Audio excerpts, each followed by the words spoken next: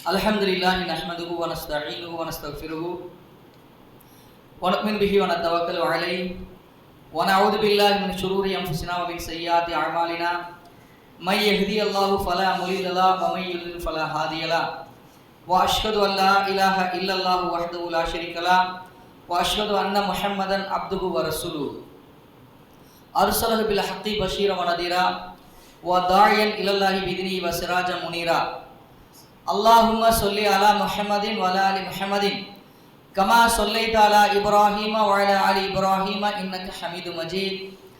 Allahumma barik ala Muhammadin wa ala ali Muhammadin kama barakta ala Ibrahim wa ala ali Ibrahim innaka Hamidum Majid. Inna asdaqal hadithi kitabullah wa ahsanal hadi hadi Muhammadin sallallahu alaihi wasallam wa syarrul umuri muhtasatuhah wa kullu muhtasatin bid'ah wa kullu bid'atin dhalalah wa kullu dhalalatin finnar. A'udzu billahi samil alim minasy syaithanir rajim. Bismillahirrahmanirrahim. Wa qala Allah ta'ala tanzilil karim ya ayyuhalladzina amanu taqullaha haqqa tuqatih wa la tamutunna illa wa antum muslimun. Wa qala Allah ta'ala ailan ya ayyuhalladzina amanu taqullaha wa qulu qawlan sadida yuslih lakum a'malakum wa yaghfir lakum dhunubakum wa may yuti'illah wa rasulahu faqad faza fawzan 'azima. Wa qala Allah ta'ala ailan akhiran alladzina atainahumul kitaba yatlunahu haqqa tilawatihi ulaika yu'minuna bihi wa may yakfur bihi fa ulaika humul khasirun. Qala nabiyina sallallahu alaihi wasallam inna Allah ta'ala yarfa'u bihadzal kitab aqwaman wa yadh'u bihi akhirin. Qala nabiyina sallallahu alaihi wasallam ailan akhiran balighu anni walau aya. Rabbi shrah li sadri wa yassir li amri wahlul 'uqdatam min lisani yafqahu qawli. அளவற்ற அருளாளனும் நிகரற்ற அன்புடையனுமாகிய எல்லாமல்ல ஏக இறைவன் அல்லாஹ்வின் திருப்பெயரால் ஆரம்பம் செய்கின்றேன். கண்ணியத்திற்குரிய அல்லாஹ்வின் நல்லடியார்களே, சகோதரர்களே, சகோதரிகளே, அல்லாஹ் சுப்ஹானஹு தஆலா இந்த உலகத்தில் விரும்பக்கூடிய, இந்த பூமியில அவன் விரும்பக்கூடிய ஒரு இடம் அவனை தொழக்கூடிய பள்ளிவாசல். அப்படிப்பட்ட இந்த பள்ளிவாசலில அல்லாஹ் ரப்புல் ஆலமீன் யாருக்கு அவனுடைய மன்னிப்பை கொடுக்க வேண்டும் என்று விரும்பி இருக்கிறானோ, யாரை அவனுடைய அருளிலே நுழைவிக்க வேண்டும் என்று நாடி இருக்கின்றானோ, அப்படிப்பட்டவர்களை அல்லாஹ் ரப்புல் ஆலமீன் அவனை வணங்கக்கூடிய, அவன் பிரியப்படக்கூடிய இடமாக இருக்கக்கூடிய பள்ளிவாசலிலே விரைவாக கொண்டு வந்து ஒன்று சேர்த்திருக்கின்றான். அப்படிப்பட்ட இந்த நேரத்திலே கண்ணியத்திற்குரியவர்களே, என்னுடைய ஆரம்ப குத்துபா அரபியில உங்களுக்கு முன்னாடி நான் சூரத்துல் பக்ரா 2வது அத்தியாயத்தினுடைய 121வது வசனத்தையும், அதே போல சஹீஹுல் முஸ்லிம் என்று சொல்லப்படக்கூடிய ஹதீஸ் நூலில் இருந்து 817வது ஹதீஸையும் நான் உங்களுக்கு முன்னாடி படித்து காட்டினேன். அல்லாஹ் சுப்ஹானஹு தஆலா அவன் இந்த குர்ஆனுடைய வசனத்தில் என்ன சொல்லுகிறான், அதே போல அல்லாஹ்வுடைய தூதர் ஸல்லல்லாஹு அலைஹி வஸல்லம் அவர்கள் என்ன சொல்லுகிறார்கள் என்பதை நாம் பார்க்க வேண்டும். கண்ணியத்திற்குரியவர்களே, அல்லாஹ் ரப்புல் ஆலமீன் இந்த குர்ஆனுடைய வசனத்தில் என்ன சொல்லுகிறான் என்றால், அல்லதீன ஆத்தைனாஹுமுல் கிதாப யத்லூனஹு ஹக்க திலாவத்திஹி. அப்ப அல்லாஹ் ரப்புல் ஆலமீன் இந்த வசனத்தில் நமக்கு சொல்லக்கூடிய செய்தி என்ன, அவன் எதை சொல்லுகிறான் என்பதை நாம் ஆழ்ந்து சிந்திக்க வேண்டும். ஏனென்னா அல்லாஹ் ரப்புல் ஆலமீன் சொல்லுகிறான் அல்லதீன, அவர்கள் எப்படிப்பட்டவர்கள் என்றால், யாரு? ஆத்தைனாஹுமுல் கிதாப, யாருக்கு நாம் வேதத்தை கொடுத்திருக்கின்றோமோ அவர்கள் எப்படிப்பட்டவர்கள் என்றால், அல்லாஹ் ரப்புல் ஆலமீன் எப்படி சொல்றான்? அல்லதீன ஆத்தைனாஹுமுல் கிதாப, எவர்களுக்கு நாம் வேதத்தை வழங்கி இருக்கின்றோமோ, கொடுத்திருக்கின்றோமோ அவர்கள் எப்படிப்பட்டவர்கள் என்றால், யத்லூனஹு, அவர்கள் அதை ஓதுவார்கள், அதை அவர்கள் படிப்பார்கள். அல்லாஹ் ரப்புல் ஆலமீன் படிப்பார்கள் என்று சொல்லிட்டு அப்படியே நிறுத்தல, அதற்கு அடுத்த ஒரு வார்த்தையை சேர்த்து சொல்லுகிறான், ஹக்க திலாவத்திஹி. அந்த வேதத்தை, அந்த வேதத்திற்கு கொடுக்கக்கூடிய உரிமையை, அதனுடைய கடமையை அவர்கள் உணர்ந்து என்ன செய்வாங்க? அந்த வேதத்தை அவர்கள் படிப்பார்கள் என்று அல்லாஹ் ரப்புல் ஆலமீன் சொல்றாங்க. அந்த ஹக்க திலாவத்தி என்கிற ஒரு வார்த்தையை அல்லாஹ் ஏன் சொல்லணும்? அல்லதீனஹும் ஆத்தைனாஹும் அல்லதீன ஆத்தைனாஹுல் கிதாப என்று அல்லாஹ் சொல்லி முடிச்சுட்டு அப்படியே போயிருக்கலாம். அதற்கு பிறகு அல்லாஹ் ஏன் சொல்றான் யத்லூனஹு ஹக்க திலாவத்திஹி அப்படின்னு ஏன் சொல்றான் அப்படின்னா, நாம சிந்திக்கணும். அல்லாஹ் ரப்பல் ஆலமீன் ஏதோ ஒரு நோக்கத்திற்காக அல்லாஹ் இந்த வேதத்தை நமக்கு கொடுத்திருக்கிறான். அந்த வேதத்தை அவர்கள் என்ன செய்வாங்க? படிப்பார்கள். அதனுடைய உரிமையை புரிந்து கொண்டு படிப்பார்கள்.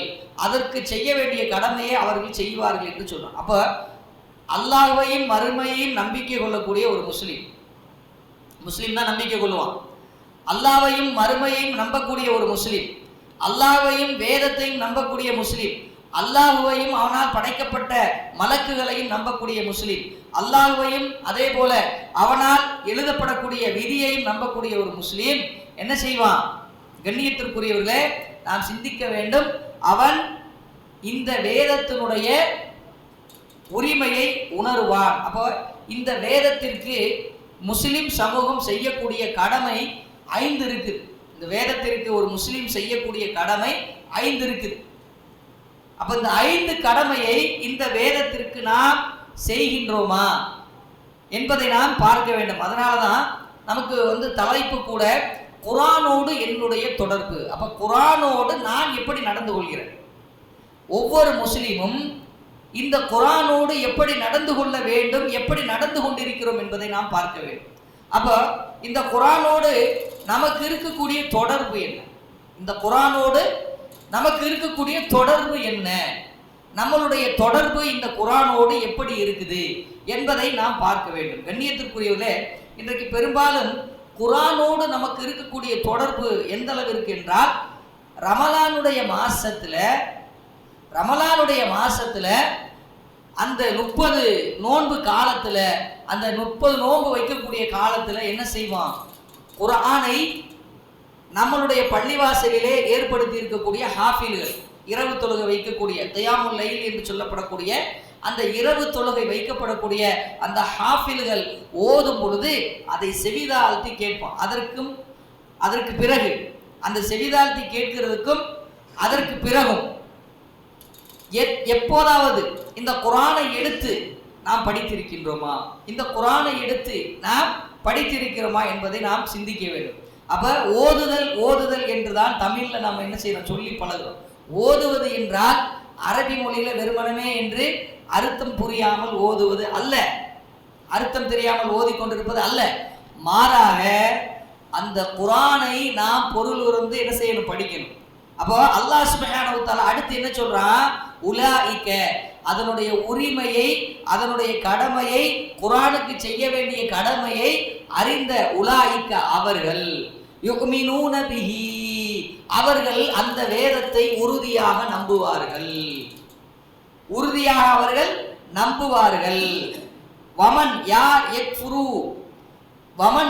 யக்ஃபுரு, அதை நிராகரிப்பானோ, பிஹி, அந்த வேதத்தை யார் நிராகரிப்பானோ, ஃபஉலாயிக ஹுமுல் காசிரூன், அவர்கள் தான் நட்டப்பட்டவர்கள் என்று அல்லாஹ் சொல்லி முடிக்கிறான் அந்த வசனத்தை.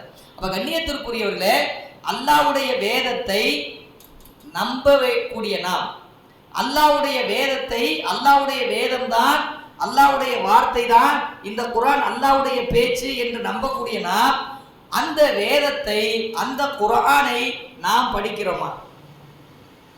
கண்ணியத்திற்குரியவர்களே, இந்த குர்ஆனை நாமே படிக்கலைன்னா வேற யார் படிப்பா? ஆனா அல்லாஹ் சுப்ஹானஹு வ தஆலா இன்றைக்கு உலகளாவிய பார்வையில இந்த குர்ஆனை எப்படி அல்லாஹ் ஆக்கி வைத்திருக்கிறான் என்றால், முஸ்லிம்கள் படிப்பதை விட முஸ்லிம் அல்லாதவர்கள் இந்த குர்ஆனை அதிகமாக படிக்கின்றார்கள். அதனால் அதனுடைய உண்மைத்தன்மையை அறிந்து கொண்டு, அது சொல்லக்கூடிய உண்மை நிலையை அறிந்து கொண்டு, சத்தியத்தை அறிந்து கொண்டு என்ன செய்றாங்க? இந்த அல்லாஹ்வுடைய மார்க்கத்தை ஏற்றுக்கொள்ளக்கூடியவர்களாக, கூட்டம் கூட்டமாக இதை நோக்கி வரக்கூடியவர்களாக இருக்கிறாங்க. ஏன்னா அல்லாஹ் சுப்ஹானஹு வ தஆலா அப்படித்தான் சொல்லி இருக்கிறான். இதாஜா அனசுருல்லாஹி வல் ஃபத்ஹ், இதாஜா வந்து விட்டால் அனசுருல்லாஹி வல் ஃபத்ஹ், அல்லாஹ்வுடைய உதவியும், நஸ்ருல்லாஹி அனசுருல்லாஹி, அல்லாஹ்வுடைய உதவியும் வல் ஃபத்ஹ், வெற்றியும் வந்து விட்டால், வர ஐத்தன் நாஸ, நபியே நீ பார்ப்ப, நபியே நீ பார்ப்ப, வர ஐத்த நீ பார்ப்பாய், அன்னாஸ மக்களை பார்ப்பாய். எப்படி பார்ப்பாய்? எதுகுலூன, அவர்கள் நுழைவதை, ஃபீதீனில்லாஹி, அல்லாஹ்வுடைய மார்க்கத்தில் அவர்கள் நுழைவதை. எப்படி நுழைவதை? அஃப்வாஜன், கூட்டம் கூட்டமாக அல்லாஹ்வுடைய மார்க்கத்தில் நுழைவதை நபியை நீ பார்ப்ப. எப்போ?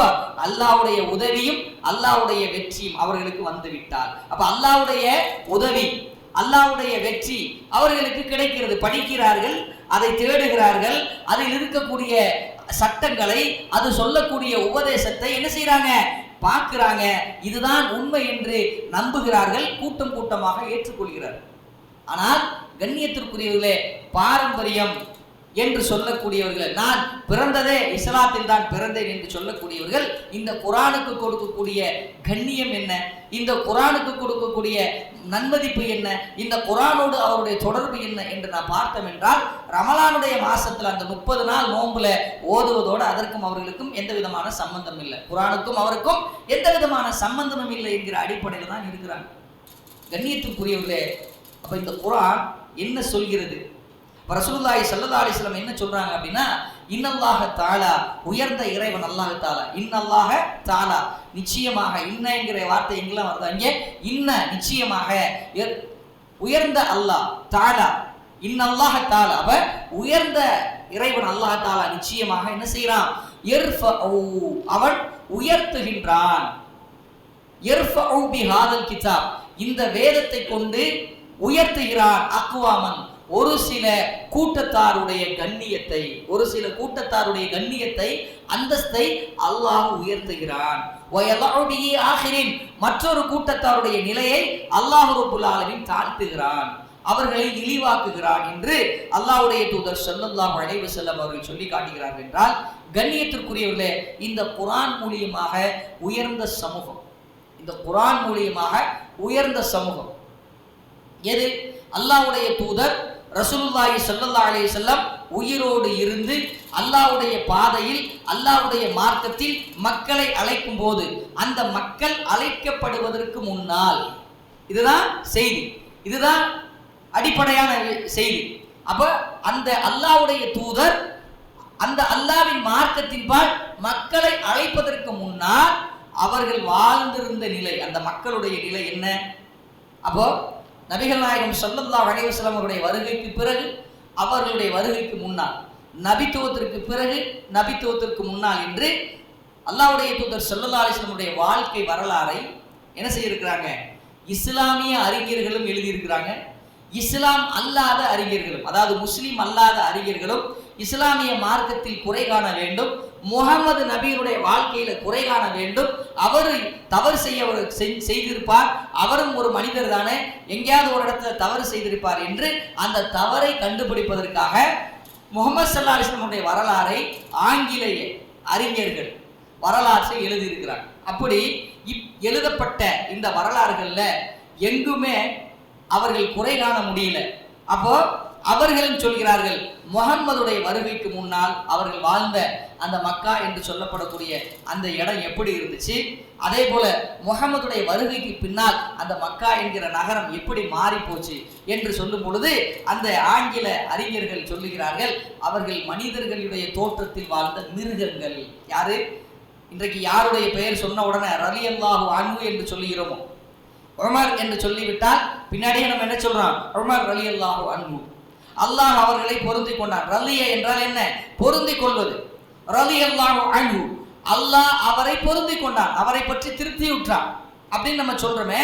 அப்படிப்பட்ட அந்த மேன்மை நிலைக்கு போவதற்கு முன்னாடி அந்த மக்களை எப்படி பார்க்கிறார்கள் என்றால், இவர்கள் மனிதர்கள் தான், தோற்றத்தில் மனிதர்கள் தான், ஆனால் இவர்களுடைய செயல்பாடுகள் எல்லாம் மிருகத்தை விட கேவலமாக இருக்கிறது என்றுதான் என்ன செய்தார்கள்? அல்லாஹ்வுடைய தூதர் ஸல்லல்லாஹு அலைஹி வஸல்லம் அவர்கள் வருவதற்கு முன்னாடி அந்த மக்களை இது பண்ணாங்க. அதனாலதான் அவர்களுக்கு மேலும் அவர்களுக்கு அருகாமையில் இருக்கக்கூடிய பெரும் பெரும் சாம்ராஜ்யங்கள் கூட அவர்களை அடக்கி ஒடுக்கி ஆட்சி செய்வதற்கு முன்னாடி வரல. அகண்ட சாம்ராஜ்யம் என்று சொல்லப்படக்கூடிய ரோமா பேரரசு, பாரசீக பேரரசு, ஏன் இந்த குறுகிய பாலைவனத்துல, அகண்ட பாலைவனம், குறுகிய மக்களாக இருக்கக்கூடிய இந்த மக்கா நகரில் வசிக்கக்கூடிய குறைஷியர்களை ஆட்சி செய்ய முன்வரல. அகண்ட சாம்ராஜ்யம் என்று சொல்லக்கூடியது ரோமபுரி சாம்ராஜ்யம். அதே போல நாகரிகத்தினுடைய முன்னோடி என்று சொல்லக்கூடியது, அதே போல நான் முன்னாடி சொல்லி காட்டின அந்த பேரரசு. அப்ப பைசாந்திய பேரரசு, ரோமபுரி பேரரசு, அப்ப பாரசீக பேரரசு. அப்ப இந்த பேரரசுகள் எல்லாம் ஏன் ஆட்சி செய்ய வரலனா இவர்கள் மனிதர்களே இல்லை, இவங்க தோற்றத்துல பார்க்க வேணா மனிதர்களா இருக்கலாம், இவங்க மிருகங்கள் என்று சொன்னார்கள். அப்ப அப்படிப்பட்ட அந்த மிருகத்தன்மையில் வாழ்ந்த அந்த மக்களை அல்லாஹ்வுடைய தூதர் ஸல்லல்லாஹு அலைஹி வஸல்லம் அவர்கள் எப்படி மாற்றினார்கள்? கண்ணியத்திற்குரியவர்களே, அப்ப அல்லாஹ்வுடைய தூதர் சொல்றாங்களா இல்லையா, அல்லாஹ் இந்த வேதத்தை கொண்டு அவர்களை உயர்த்தினான். அதனாலதான் இன்றைக்கு வரைக்கும் இந்த உலகம் அழிகின்ற வரைக்கும் அபூபக்கர் என்று சொன்னால் அபூபக்கர் சித்திக் ரலியல்லாஹு அன்ஹு, உமர் என்று சொன்னால் உமர் ரலியல்லாஹு அன்ஹு, உமர் ஃபாரூக் ரலியல்லாஹு அன்ஹு என்று சொல்கிறோம், உஸ்மான் இப்னு அஃப்வான் ரலியல்லாஹு அன்ஹு என்று நாம் என்ன செய்யறோம், சொல்லிக் கொண்டிருக்கிறோம். கண்ணியத்திற்குரியவர்களே, அந்த அளவிற்கு அல்லாஹ் ரப்பல் ஆலமீன் அவர்களுடைய கண்ணியத்தை உயர்த்தி இருக்கிறான், அவர்களை கண்ணியத்தால் உயர்த்தி வைத்திருக்கிறான். அப்ப அந்த மக்கள் அல்லாஹ்வுடைய வேதத்தை என்ன செஞ்சாங்க, அல்லாஹ்வுடைய தூதர் ஸல்லல்லாஹு அலைஹி வஸல்லம் அவர்கள் சொல்லும் போது முழுமையாக நம்பினாங்க. அதற்கு பிறகு என்ன செஞ்சாங்க, அந்த வேதம் சொல்லக்கூடிய அடிப்படையில் நடந்துக்கிட்டாங்க. அந்த வேதம் சொல்லக்கூடிய அடிப்படையில என்ன செஞ்சுக்கிட்டாங்க, அவங்க நடந்து கொண்டார்கள். அப்ப அதுல வரலாற்றுல நமக்கு ஒரு படிப்பினை உண்டு, வரலாற்றுல ஒரு படிப்பினை உண்டு. உமர் ரலியல்லாஹு அன்ஹு அவருடைய வாழ்க்கையில் நடந்த ஒரு சம்பவம் என்ன, கண்ணியத்திற்குரியவர்களே, நாம் சிந்திக்க வேண்டும். உமர் ரலியல்லாஹு அன்ஹு அவர்கள் என்று சொன்னாலே இஸ்லாமிய பார்வையில் அறிஞர்கள் எல்லாம் உமர் என்று சொன்னாலே கடும் கோபம் கொள்ளக்கூடியவர் என்று தான் என்ன செஞ்சிருக்கிறாங்க, எழுதி வச்சிருக்கிறாங்க. அப்படிப்பட்ட அந்த உமர் ரலியல்லாஹு அன்ஹு அவர்கள் கோபமுடையவர்களாகத்தான் இருந்தார்கள். எதற்காக அவர்கள் கோபமுடையவர்களாக இருந்தார்கள், மார்க்கத்திற்காக. அப்போ வரலாற்றில் ஒரு சம்பவம், அல்லாஹ்வுடைய தூதர் ஸல்லல்லாஹு அலைஹி வஸல்லம் அவருடைய வஃபாத்திற்கு பிறகு அபூபக்கர் ரலியல்லாஹு ஆட்சி முடிந்து அவர்கள் வஃபாத்தானதற்கு பிறகு, இறந்ததற்கு பிறகு உமர் ரலியல்லாஹு அன்ஹு அவர்கள் இரண்டாவது கலீஃபாவாக என்ன செய்றாங்க, ஆட்சி பொறுப்புக்கு வர்றாங்க. அப்படி ஆட்சி பொறுப்புக்கு வரக்கூடிய இந்த உமர் ரலியல்லாஹு அன்ஹு அவர்கள் என்ன செய்றாங்க, அவங்க ஒரு ஆலோசனை குழுவை, மூத்த சஹாபாக்களை, நபி தோழர்களை என்ன செஞ்சாங்க, ஆலோசனை சொல்லக்கூடிய அவையை தேர்ந்தெடுத்து அங்க என்ன செஞ்சாங்க, சில பேரை வச்சிருந்தாங்க.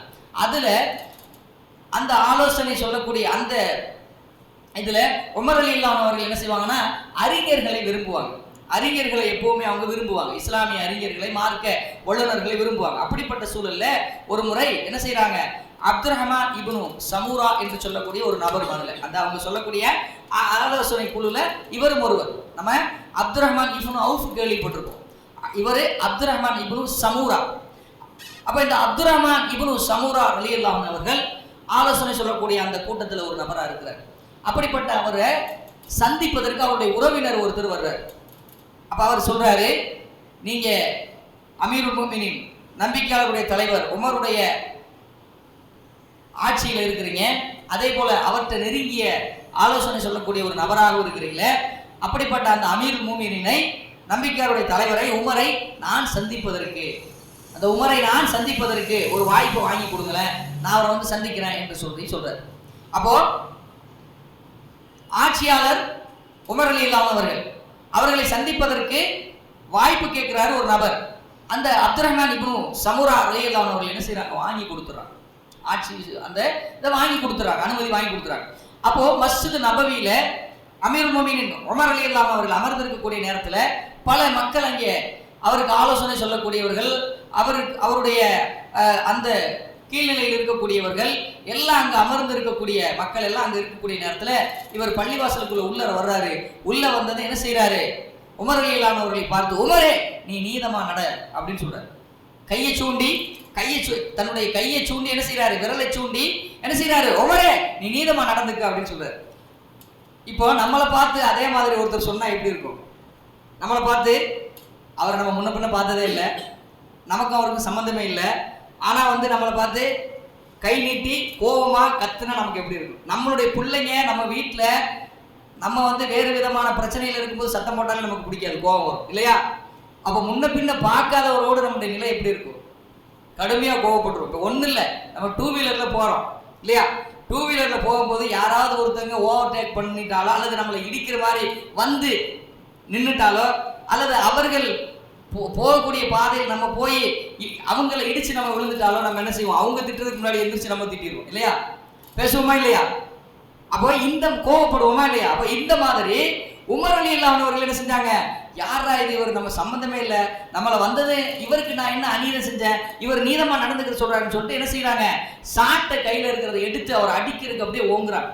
அப்போ அங்க இருக்கக்கூடிய அப்துல் ரஹ்மான் இப்னு சமுரா ரலியல்லாஹு அன்ஹு அவர்கள் என்ன செய்றாங்க, இந்த குர்ஆனுடைய வசனத்தை எடுத்து அப்படியே படிக்கிறாங்க. என்ன வசனம் தெரியுமா? சூரத்துல் அஅராஃப் 7வது அத்தியாயத்தினுடைய 199வது வசனம். தஃப்சீர் இப்னு கஸீர் எடுத்து பாருங்க, இந்த சம்பவம் அப்படியே இருக்கும். தஃப்சீர் இப்னு கஸீர் இங்க இருந்துச்சுன்னா எடுத்து பாருங்க.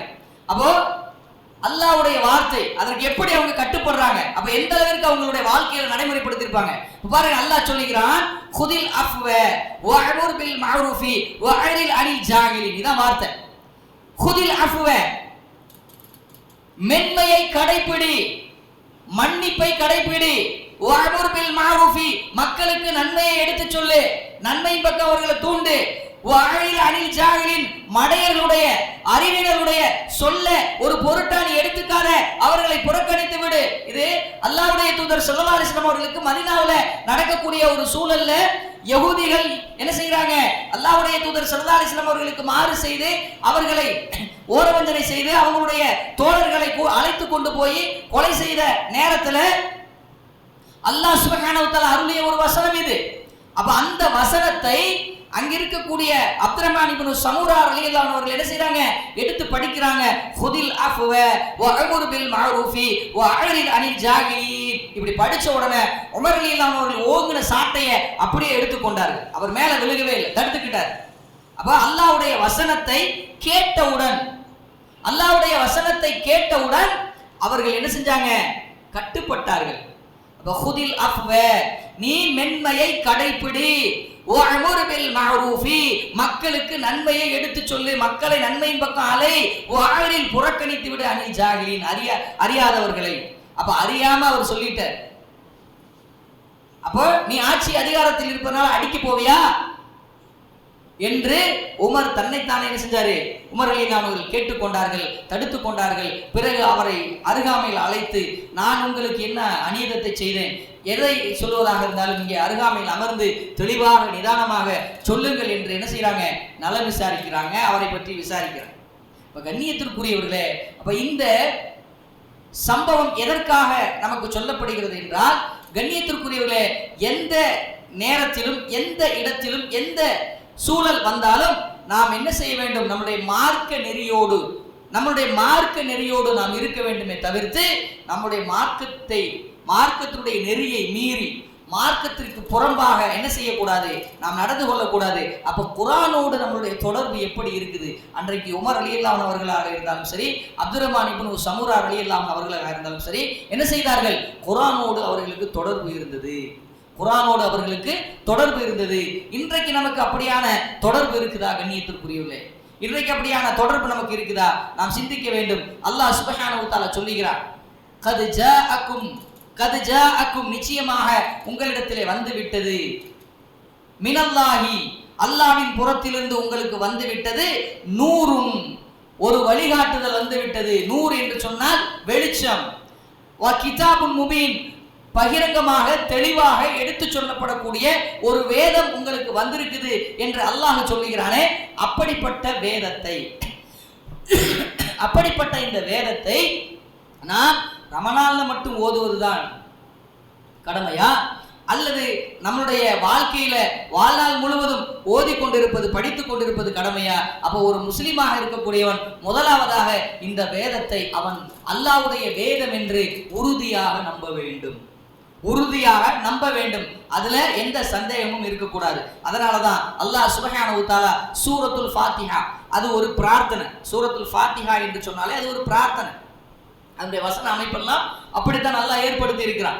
அப்ப அல்லாஹ்வை புகழ வேண்டும், அவனுடைய தனித்துவத்தை பெருமை சாட்ட வேண்டும், அதற்கு பிறகு அவனையே வணங்க வேண்டும், அவனிடத்திலே உதவி தேட வேண்டும். அதே போல வழிகட்டி சென்ற அல்லாஹ்வுடைய கோபத்திற்கு ஆளான இவருடைய கூட்டத்தில் எங்களை சேர்த்துறாத என்ற ஒரு பிரார்த்தனை, ஒரு துவா. அதற்கு அடுத்தபடியாக அல்லாஹ் ரப்புல் ஆலமீன் அருளி இருக்கக்கூடிய 2வது அத்தியாயம் சூரத்துல் பக்ரா. இந்த சூரத்துல் பக்ராவுல ஃபாத்திஹாவுக்கு பிறகு அல்லாஹ் முதலாவதாக என்ன சொல்றான், அலிஃப் லாம் மீம். அலிஃப் லாம் மீம் அதற்கு அர்த்தமே கிடையாது, யாருக்குமே தெரியாது, அல்லாஹ்வுக்கு மட்டும்தான் தெரியும், அல்லாஹ்வுடைய தூதருக்கு கூட அது தெரியாது. அப்போ அலிஃப் லாம் மீம் அல்லாஹ் சொல்லுகிறான், ஜாலிகல் கிதாபு, அலிஃப் லாம் மீம் ஜாலிகல் கிதாபு லா ரைப ஃபீஹி ஹுதல் லில் முத்தகீன். அப்ப என்னைக்காவது நம்ம படிச்சிருக்கோமா? என்னைக்காவது இதை நம்ம புரிஞ்சிருக்கிறோமா? கண்ணியத்திற்குரியவர்களே, அலிஃப் லாம் மீம் என்று சொல்லிவிட்டு அடுத்து அல்லாஹ் என்ன சொல்றான்? ஜாலிகல் கிதாபு, இது என்னுடைய வேதம், இது என்னுடைய வேதம், அல்லாஹ்வுடைய வேதம். அடுத்து அல்லாஹ் என்ன சொல்றான்? லா ரைப ஃபீஹி, இதுல எந்த விதமான சந்தேகமும் கூடாது.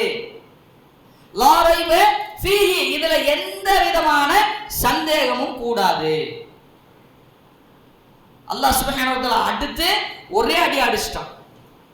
ஜாலிகல் கிதாபு லா ரைப ஃபீஹி, இது என்னுடைய வேதம், இதுல நீ எந்த சந்தேகமும் படக்கூடாது, எந்த சந்தேகத்திற்கு இதுல இடமும் இல்லை, எந்த சந்தேகத்திற்கும் இடமும் இல்லை.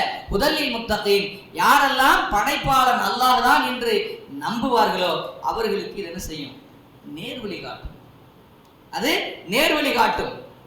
அப்ப அல்லாஹ்வுடைய வார்த்தை எப்படி இருக்குது? இது எந்த விதமான சந்தேகமும் இல்லை என்று முதலாவது அல்லாஹ் என்ன செஞ்சிட்டான்? அடிச்சிட்டான். அப்ப இதுல சந்தேகத்திற்கு வேலையே இல்லை.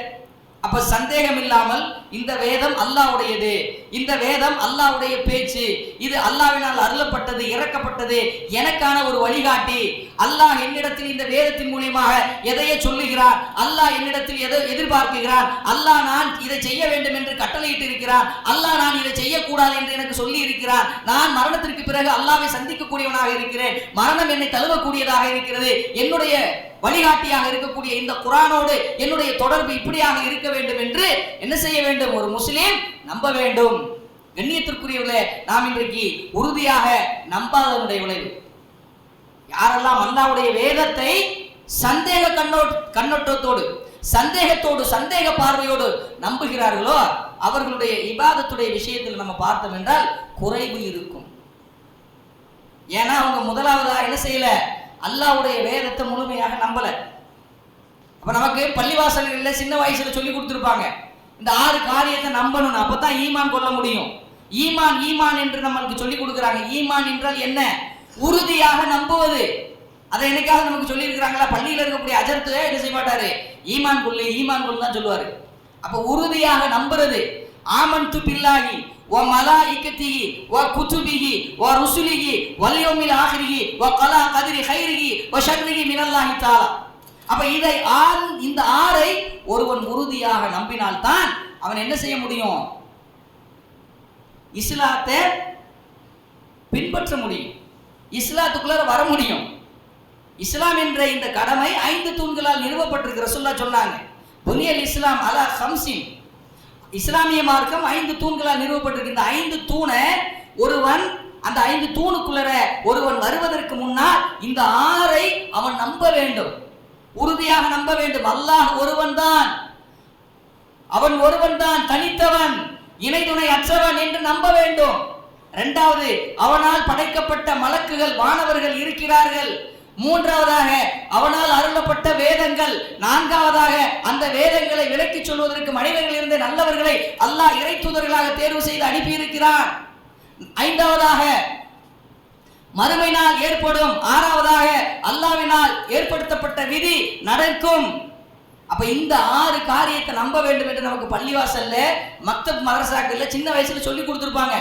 அப்ப அதுல அல்லாஹ்வுடைய வேதத்தை நம்ப வேண்டும் என்று மூன்றாவதான நம்பிக்கையை நமக்கு சொல்லுகிறார்களே, அந்த நம்பிக்கை நமக்கு சரியாக இல்லாததுனாலதான் நாம் என்ன செய்யறோம்? இந்த இஸ்லாமிய மார்க்கத்துடைய முதலாவது தூணு லா இலாஹ இல்லல்லாஹ் முஹம்மது ரசூலுல்லாஹ் என்ற இந்த கலிமாவை சொன்னதற்கு பிறகு, இந்த வார்த்தையை சொன்னதற்கு பிறகு இரண்டாவதாக இருக்கக்கூடிய கடமை என்ன? தொழுகை. அந்த தொழுகையில நம்ம என்ன செய்யறோம்? குறை உடையவர்களாக இருக்கிறோம், குறை வைக்கக்கூடியவர்களாக இருக்கிறோம். நாம 5 நேரம் அல்லாஹ்வுடைய கட்டளைக்கு கீழ்ப்படிந்து 5 நேரம் அல்லாஹ்வை தொழக்கூடியவர்களாக நம்ம இன்னைக்கு இருக்கிறோமா? நாம சிந்திச்சு பார்க்க வேண்டும். கண்ணியத்திற்குரியவர்களே, நாம் சிந்திக்க வேண்டும். அப்ப நமக்கு ஈமான் சரியாக என்ன செய்யல? உள்ளத்துல உட்காரல. நம்முடைய உள்ளத்துல நம்ம இறை நம்பிக்கை சரியாக இல்லை. இறை நம்பிக்கை சரியாக இல்லாதனாலதான் நம்மளுடைய அல்லாஹ்வுடைய கட்டளையை மறுக்கக்கூடியவர்களாக, அதை அசால்ட்டாக, அஜாக்கிரதையாக, பொடுபோக்காக விடக்கூடியவர்களாக நம்ம இருக்கிறோம். அப்ப ஈமான் உள்ளத்துல சரியாக இருந்தால், இறை நம்பிக்கை சரியாக இருந்தால், என்னை படைத்த இறைவன் அல்லாஹ் என்னை தண்டிப்பான், என்னை படைத்த இறைவன் அல்லாஹ் எனக்கான ஒரு நேர்வழியை குர்ஆனை அருளி இருக்கிறான். எனக்காக ஒரு முன்மாதிரியை அல்லாஹ் அனுப்பி இருக்கிறான். அந்த முன்மாதிரி முஹம்மது ரசூலுல்லாஹி ஸல்லல்லாஹு அலைஹி வஸல்லம் அவர்கள் சொன்னார்கள், அஸ்ஸலாத்துல் குர்ரத்துல் ஐன், தொழுகைதான் என்னுடைய கண் குளிர்ச்சி என்று சொன்னார்களே, அப்படிப்பட்ட அந்த தொழுகையை நான் விட்டு விட்டு இருக்கிறேன். அந்த தொழுகையை வெள்ளிக்கிழமை மட்டும் நான் போய் தொழுகிறேன். அந்த தொழுகையை நான் ரமலானுடைய மாசத்துடைய அந்த ஈதுல் ஃபித்ர் என்று சொல்லக்கூடிய அந்த நாள்ல மட்டும், அதே போல ஈதுல் அல்ஹா என்று சொல்லப்படக்கூடிய அந்த துல்ஹஜ் மாதத்தில் நடைபெறக்கூடிய பக்ரீத் பெருநாள்ல மட்டும் நான் போய் தொழுகிறேன் என்றால் என்னுடைய ஈமான் சரியில்லை, என்னுடைய நம்பிக்கை சரியில்லை. அப்ப என்னுடைய தொடர்பு குர்ஆனோடு இல்லை. இன்றைக்கு நான் பார்த்தோம் என்றால் இன்றைக்கு இருக்கக்கூடிய முஸ்லிம்கள் எல்லாவற்றையும் படிப்பார்கள். இன்றைக்கு பொது வலைதளம் என்று சொல்லப்படக்கூடிய மீடியாக்கள்ல நம்ம போய் பார்த்தோம் என்றால், வாட்ஸ்அப், ஃபேஸ்புக், ட்விட்டர் என்று போய் நம்ம உள்ள போய் இன்ஸ்டா போன்ற அந்த பொது வலைதளங்கள்ல நம்ம போய் பார்த்தோம் என்றால் முஸ்லிம்கள் அதுல எவ்வளவு கோல் வச்சிருக்கிறார்கள் என்று தெரியும். கண்ணியத்திற்குரியவர்களே, அதே மாதிரி அந்த முஸ்லிம் இளைஞர்கள்ட்ட குர்ஆன்ல எத்தனை அத்தியாயங்கள் இருக்குது, அத்தியாயங்களுடைய பெயர் என்னன்னு கேட்டா தெரியாது. ஒரு சினிமாவுடைய படத்தினுடைய பெயரை ஒரு இளைஞன் சொல்லுவான், முஸ்லிம் இளைஞன். அதில் நடிக்கக்கூடிய நடிகர்களை சொல்லுவான், அதனுடைய இசையமைப்பாளரை சொல்லுவான். ஆனால் குர்ஆன்ல இந்த வசனம் வருதா என்று கேட்டால் தெரியாது. அப்ப இன்றைக்கு உலகத்தில் இருக்கக்கூடிய முஸ்லிம்கள் எல்லாரும் குர்ஆனோடு தொடர்புல இருக்கிறார்கள் என்றால் கிடையவே கிடையாது. அதனாலதான் அல்லாஹ் சுப்ஹானஹு வ தஆலா என்ன செய்யறான், இந்த குர்ஆனை படிக்கக்கூடிய மக்களாக முஸ்லிம் அல்லாதவர்களுக்கு என்ன செய்யறான், கொடுத்துக்கிட்டே இருக்கிறான். அவங்க படிக்கிறாங்க, சத்தியத்தை அறிகிறாங்க, இஸ்லாத்துக்குள்ள வந்துகிட்டே இருக்கிறாங்க. இப்ப கண்ணியத்திற்குரியவர்களே, இந்த குர்ஆனுக்கு கொடுக்க வேண்டிய கடமையை நாம் உணரவில்லை என்றால், புரியவில்லை என்றால் நாளை மறுமையில மிகப்பெரிய நஷ்டவாளிகளாக இருப்போம். ரசூலுல்லாஹி ஸல்லல்லாஹு அலைஹி வஸல்லம் அவர்கள் 2 செயல் நாளை மறுமையில நமக்காக போராடும், அல்லாஹ்விடத்துல நமக்காக பரிந்துரை செய்யும்னு சொன்னாங்க. 2. 1, ரமலானுடைய மாசம் சரி மற்ற மாதங்களிலும் சரி நாம் வைக்கக்கூடிய நோன்பு இருக்கு பார்த்தீங்களா, அல்லாஹ்விற்காக தூய எண்ணத்தோடு, இஹ்லாஸோடு, இஹ்லாஸ் என்றால் தூய எண்ணம், அந்த தூய எண்ணத்தோடு வைக்கக்கூடிய நோன்பு. அதே போல அல்லாஹ்வினால் அருளப்பட்ட வேதம் குர்ஆன். சஹீஹ் முஸ்லிம்ல வரக்கூடிய ஒரு ஹதீஸ், அல்லாஹ்வுடைய தூதர் ஸல்லல்லாஹு அலைஹி வஸல்லம் அவர்கள் சொல்லி காட்டுறாங்க, நாளை மறுமையில இந்த குர்ஆன் உங்களுக்காக பரிந்துரை செய்ய வரும். இக்ரவுல் குர்ஆன, அல்லாஹ்வுடைய தூதர் ஸல்லல்லாஹு அலைஹி வஸல்லம் சொல்றாங்க, இக்ரவுல் குர்ஆன, நீங்கள் குர்ஆனை அதிகமாக ஓதுங்க. இம்மா யஅதி யௌமல் கியாமத்தி, ரசூல் ஸல்லல்லாஹு அலைஹி வஸல்லம் வார்த்தை, இம்மா யஅதி யௌமல் கியாமத்தி, நாளை மறுமை நாளிலே அந்த குர்ஆன் வரும். லிஷஃபீஅன், அது பரிந்துரை செய்யக்கூடியதாக வரும். லி அஸ்ஹாபிஹி, தன்னை ஓதக்கூடியவனுக்கு, தன்னை ஓதியவனுக்கு, படித்தவனுக்கு. அப்ப தன்னை படித்தவனுக்கு, தன்னை ஓதியவனுக்கு அது பரிந்துரை செய்யக்கூடியதாக வரும் என்று அல்லாஹ்வுடைய தூதர் ஸல்லல்லாஹு அலைஹி வஸல்லம் சொன்னாங்க. மற்றொரு செய்தியில ஜாமிஉ திர்மிதி என்று சொல்லப்படக்கூடிய ஹதீஸ்ல ஒரு செய்தி இருக்கு. அதிகப்படியா இதே செய்தி சொல்லிட்டு அதிகப்படியா அல்லாஹ்வுடைய தூதர் சொல்றாங்க, நீங்கள் அதிகமாக ஸஹரவைனி என்று சொல்லப்படக்கூடிய 2 நறுமண சூறாக்களை ஓதிக்குங்க என்று சொல்றாங்க. அந்த 2 நறுமண சூறாக்கள் என்ன? அப்துல்லாஹ் இப்னு மஸ்ஊத் ரலியல்லாஹு அன்ஹு அவர்கள் சொல்றாங்க, அது ஒன்று சூரத்துல் பக்ரா, இன்னொன்று சூரத்துல் ஆல இம்ரான். அப்ப அந்த 2 ஸஹரவானி என்று சொல்லப்படக்கூடிய நறுமணமிக்க இந்த 2 சூறாக்களை நீங்கள் ஓதுங்க. யார் இதை தொடர்ந்து ஓதி கொண்டு வருகிறார்களோ அவர்களுக்கு நாளை அல்லாஹ் சுப்ஹானஹு வ தஆலா வெட்டவெளி பொட்டல்ல, எந்த விதமான பில்டிங்கோ எந்த விதமான மரமோ இல்லாத அந்த மஹ்ஷர் என்று சொல்லப்படக்கூடிய அந்த அகண்ட பெருவெளியில, மஹ்ஷர் என்று சொன்னால் அகண்ட பெருவெளி, பாலைவனம், அந்த அகண்ட பெருவெளியில நிழல் தரக்கூடிய மேகங்களாக உங்களுக்கு நிழலை தரக்கூடிய பறவை கூட்டங்களாக இவை 2 வரும் என்று அல்லாஹ்வுடைய தூதர் முஹம்மது ரசூலுல்லாஹி ஸல்லல்லாஹு அலைஹி வஸல்லம் அவர்கள் சொல்லி இருக்கிறார்கள் என்றால், கண்ணியத்திற்குரியவர்களே, இங்கே பல வயது உடையவர்களாக நாம் இருக்கிறோம். எத்தனை முறை இந்த நம்முடைய வயதுல, நம்முடைய ஆயுள் காலத்துக்குள்ள எத்தனை முறை சூரத்துல் பக்ராவை முழுமையாக ஓதி முடிச்சிருக்கிறோம், சூரத்துல் ஆல இம்ரான முழுமையாக ஓதி முடிச்சிருக்கிறோம். குர்ஆன்ல எத்தனை அத்தியாயங்கள் உடைய பெயர் நமக்கு தெரியும்? என்னைக்காவது நாம திறந்து பார்த்திருக்கிறோமா? குர்ஆனை ஓதி இருக்கிறோமா? கண்ணியத்திற்குரியவர்களே, அப்ப அல்லாஹ்வுடைய வேதத்தின் மேல நமக்கு இருக்கக்கூடிய நம்பிக்கை எப்படி இருக்கு? அல்லாஹ்வுடைய வேதத்தின் மீது நமக்கு இருக்கக்கூடிய நம்பிக்கை என்ன இருக்குது? அப்ப நம்பிக்கை சரியாக இருந்தால் அதை நாம படிப்போம். பள்ளிவாசல் நமக்கு சொல்லக்கூடிய அந்த செய்தியை நமக்கு சின்ன வயசுல சொல்லி கொடுத்த செய்தியை நம்ம மறந்துடுறோம். இப்போ கண்ணியத்திற்குரியவர்களே, நாம் சிந்திக்க வேண்டும். நாளை நமக்கு மிகப்பெரிய ஒரு நட்டம் இருக்குது, நஷ்டம் இருக்குது. அப்போ அந்த நஷ்டத்தில் நாம் லாபம் உள்ளவர்களாக நாம் மாற வேண்டும் என்றால் நம்முடைய தொடர்பு அதிகமாக இந்த உலகம் சார்ந்து இருக்கக்கூடாது. மரணத்திற்கு பிறகு வரக்கூடிய வாழ்க்கைக்கு உண்டான வழியில் நம்முடைய செலவு இருக்கணும், நம்முடைய வாழ்க்கையினுடைய செலவு அதிகமாக இருக்கணும். அப்போ நம்மளுடைய தொடர்பு எல்லாம் குர்ஆனோடு இருக்கணும். அப்போ குர்ஆன் தான் நாளை மறுமையில் நமக்கு பரிந்துரை செய்யக்கூடிய ஒன்றாக வரும். அந்த குர்ஆனை நாம் படிக்க வேண்டும், அதை நாம் சிந்திக்க வேண்டும், அதை நாம் நம்முடைய வாழ்க்கையில் நடைமுறைப்படுத்த வேண்டும். அப்போ ஒரு முஸ்லிமாக இருக்க வேண்டும் என்றால் அவன் அல்லாஹ்வுடைய வேதத்தை அல்லாஹ்வுடைய வேதம் என்று நம்ப வேண்டும். இரண்டாவது, யத்லூனஹு, அதை சரியாக முறையாக அவன் படிக்க வேண்டும். மூன்றாவதாக அவன் அதை என்ன செய்ய வேண்டும்? சிந்திக்க வேண்டும். அஃபலா யததப்பரூனல் குர்ஆன, நீங்கள் இந்த குர்ஆனை சிந்திக்க மாட்டீர்களா என்று அல்லாஹ் கேட்கிறான். சிந்திக்க வேண்டும். நாலாவதாக இந்த குர்ஆனை நடைமுறைப்படுத்த வேண்டும். வாழ்க்கையில நடைமுறைப்படுத்த வேண்டும். ரசூலுல்லாஹி ஸல்லல்லாஹு அலைஹி வஸல்லம் அவர்களுடைய மனைவி ஆயிஷா ரலியல்லாஹு அன்ஹா அவரிடத்தில் சில வாலிபர்கள் ரசூல் ஸல்லல்லாஹு அலைஹி வஸல்லம் இறப்புக்கு பிறகு போய் கேட்டாங்க.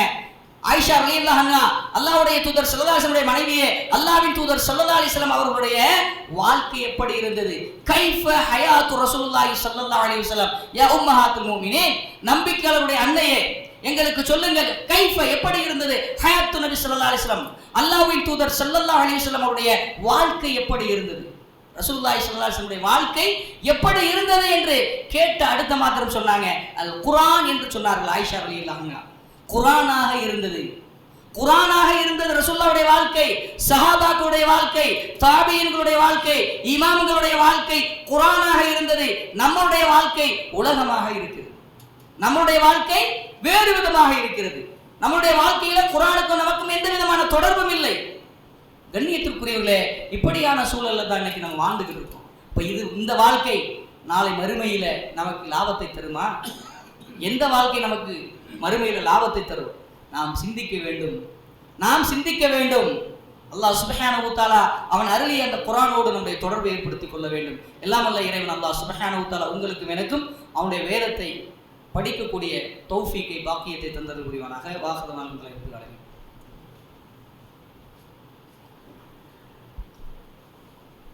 அல்ஹம்துலில்லாஹி ரப்பில் ஆலமீன் வல் ஆகிபத்துல் முத்தகீன் வஸ்ஸலாத்து வஸ்ஸலாம் அலா ரசூலில் கரீம் அம்மா பாத். கண்ணியத்திற்குரிய அல்லாஹ்வின் நல்லடியார்களே, சகோதரர்களே, அப்போ ஒரு முஸ்லீமாக இருக்கக்கூடியவன் 5 செய்யணும் அப்படின்னு சொல்லிட்டு நான் 4 விஷயத்தை முன்னாடி ஃபுத்பால சொன்னேன். 5வது என்ன அப்படின்னா, அல்லாஹ் சுப்ஹானஹு வ தஆலா சூரா இப்ராஹிம் 14வது அத்தியாயத்தினுடைய கடைசி வசனம் 52வது வசனம். அதுல அல்லாஹ் சுப்ஹானஹு வ தஆலா ஒரு செய்தியை நமக்கு சொல்றான். சூரத் இப்ராஹிம நீங்க ஆரம்ப வசனம் எடுத்து படிங்களேன். முதலாவது வசனம் எப்படி தொடங்கும்? அலிஃப் லாம் மீம் கிதாபுன், அலிஃப் லாம் மீம் கிதாபுன், அப்படித்தான் தொடங்கும். அப்ப அலிஃப் லாம் மீம்க்கு அர்த்தம் இல்ல, கிதாபுன் இது அல்லாஹ்வுடைய வேதம். அன்சல்நாஹு இலைக்க, அன்சல்நாஹு இலைக்க, அல்லாஹ் சொல்லுகிறான் அன்சல்நாஹு, அதை நாம் இறக்கினோம், இலைக்க உனக்கு, உன் மீது, உனக்காக இருக்கணும், நபியே உனக்காக இருக்கணும். எதற்கு தெரியுமா? லிதுக்ரிஜ லின்னாஸ், லிதுக்ரிஜ லின்னாஸ், மனிதர்களை நீ வெளிப்படுத்த வேண்டும், மினல் துலுமாத்தி இல நூர், வழிகேட்டிலிருந்து நேர்வழியின் பக்கம் அவர்களை என்ன செய்ய வேண்டும்? நீ கொண்டு வர வேண்டும் என்பதற்காகத்தான் இந்த வேதத்தை நான் இறக்குனேன்னு சொல்றான். அப்ப இந்த வேதத்தை அல்லாஹ் இறக்குனதே மனித சமூகத்தை இருட்டில் இருந்து வெளிச்சத்தின் பக்கம் கொண்டு வர வேண்டும், வழிகேட்டில் இருந்து நேர்வழியின் பக்கம் கொண்டு வர வேண்டும் என்று சொல்லிட்டு இதனுடைய முடிவு எப்படி வச்சிருக்கான் அல்லாஹ் சுப்ஹானஹு வ தஆலா? இதனுடைய வசன முடிவு, இந்த அத்தியாயத்துடைய முடிவு எப்படி இருக்குது? ஹாதா பலாக். அல்லாஹ் எப்படி சொல்லுகிறான் முடிக்கிற அந்த அத்தியாயத்தை? ஹாதா பலாக், இது பலாக். பலாக் என்று சொன்னால் தெளிவாக எடுத்து சொல்லப்பட வேண்டியது. யாருக்கு? லின்னாஸ், மனிதர்களுக்கு இது தெளிவாக எடுத்து சொல்லப்பட வேண்டும். எது? இந்த குர்ஆன் எடுத்து சொல்லப்பட வேண்டும். இந்த குர்ஆன் மனித சமூகத்திற்கு எடுத்து சொல்லப்பட வேண்டும். யுன்திரபிஹி, அதே போல இதை கொண்டு அச்சமூட்டி எச்சரிக்கை செய்ய வேண்டும், அச்சமூட்டி எச்சரிக்கை செய்ய வேண்டும். லியலமு, இதை சுற்றி இருக்கக்கூடியவர்கள், இதை சுற்றி இல்லாதவர்கள் அனைவருக்கும் இது என்ன செய்ய வேண்டும்?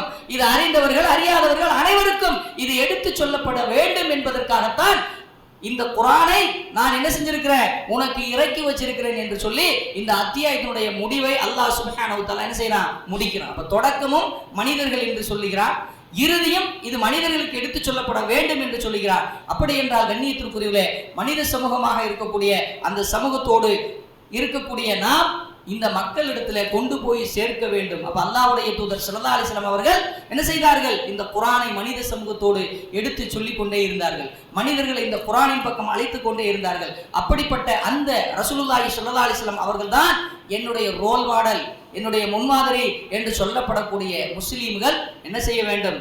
அல்லாஹ்வுடைய மார்க்கத்தின் பக்கம், அல்லாஹ்வுடைய வேதத்தின் பக்கம் அந்த மக்களை அழைக்க வேண்டும். அல்லாஹ் சுப்ஹானஹு வ தஆலா குர்ஆன்ல சொல்வதை போல வஅபுது ரப்பக ஹத்தா யஅதியகல் யகீன், நபியே உனக்கு மரணம் வருகின்ற வரை அல்லாஹ்வை வணங்கு என்று சொல்கிறானே, அப்படி நமக்கு மரணம் வருகின்ற வரை அல்லாஹ்வுடைய வேதத்தோடு தொடர்பில் இருக்க வேண்டும், அல்லாஹ்வுடைய மார்க்கத்தின் பக்கம் மக்களை அழைக்க வேண்டும் என்ற அந்த அடிப்படையில் நாம செயல்பட வேண்டும். எல்லாம் வல்ல இறைவன் அல்லாஹ் சுப்ஹானஹு வ தஆலா உங்களுக்கும் எனக்கும் அவனுடைய வேதத்தை படிப்பதற்கும் அந்த வேதத்தின் அடிப்படையில் நடந்து கொள்வதற்குண்டான தௌஃபீக் என்னும் பெரும்பாக்கியத்தை தந்தல் புரிவானாக.